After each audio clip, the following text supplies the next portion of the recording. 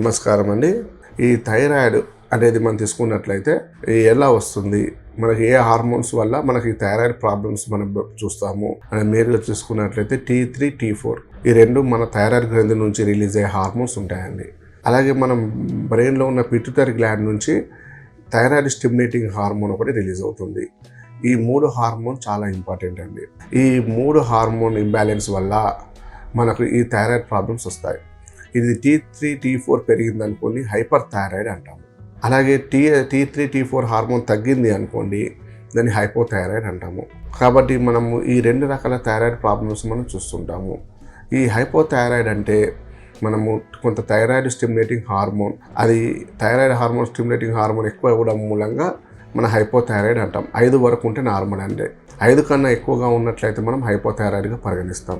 చాలామంది అమ్మాయిలలో, మనకు 18 సంవత్సరాలు నిండిన అమ్మాయిలలో ఎక్కువ మందిలో కూడా ఈ హైపోథైరాయిడ్ కేసెస్ చూస్తుంటాం. ఈ హైపోథైరాయిడ్ మేజర్గా రావడానికి గల కారణాలు ఏంటి అనేది తీసుకున్నట్లయితే ఆ హార్మోన్ ఇంబ్యాలెన్స్ అవ్వడానికి మెయిన్ రీజన్ ఏంటంటేనండి, వాళ్ళకు ఎక్కువ ఫుడ్ అనేది, అంటే వాళ్ళకు మెయిన్గా ఫాస్ట్ ఫుడ్ ఎక్కువ తీసుకోవడం, అమ్మాయిలు జంక్ ఫుడ్స్ ఎక్కువ తీసుకోవడము, ఎక్కువగా మనకు మసాలా ఐటమ్స్ కానీ, ఫ్రైడ్ ఐటమ్స్ కానీ, అలాగే నాన్ వెజ్ ఎక్కువ తీసుకోవడము, దాంతోపాటు మనం పిజ్జాలు కానీ, బర్గర్లు కానీ, అలాగే ఎక్కువ కూల్ డ్రింక్స్ తాగడము, దాంతోపాటు విపరీతమైన ఆయిల్ ఫుడ్ ఎక్కువ తీసుకోవడము, ఫ్యాట్ ఫుడ్ ఎక్కువ తీసుకోవడము, ఇవన్నీ కారణాల వల్ల వాళ్ళు ఒబేస్ అంటే వెయిట్ పెరిగే అవకాశాలు ఉంటాయి.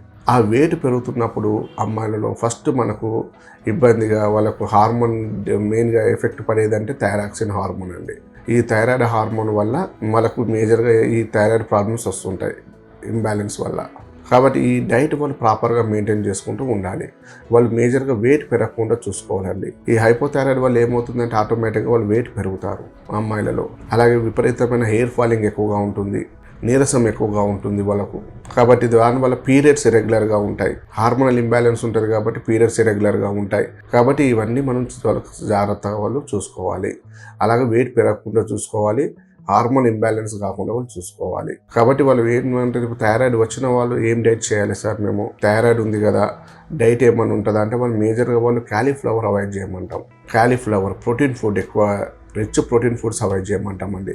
క్యాలీఫ్లవర్ కానీ, క్యాబేజ్ కానీ, అలాగే మనము బీన్స్ కానీ, అలాగే మనకు మొలకెత్తిన విత్తనాలు కానీ, ప్రోటీన్ ఫుడ్ అవన్నీ వాళ్ళు, అలాగే మనకు దుంపలు, మనకు ఏంటంటే మన చామగడ్డ దుంపలు కానివ్వండి, రాడిష్, ముల్లంగి కానివ్వండి, ఇలాంటివి కూడా మనం అవాయిడ్ చేయమంటాం వాళ్ళకు.